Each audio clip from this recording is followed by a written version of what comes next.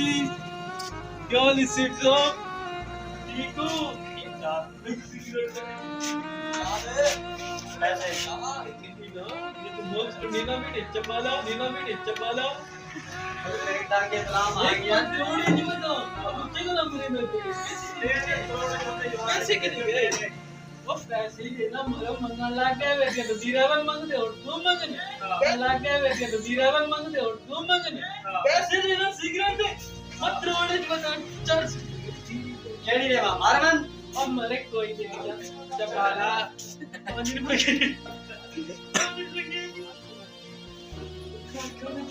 cigarette card खड़े कमला से भरे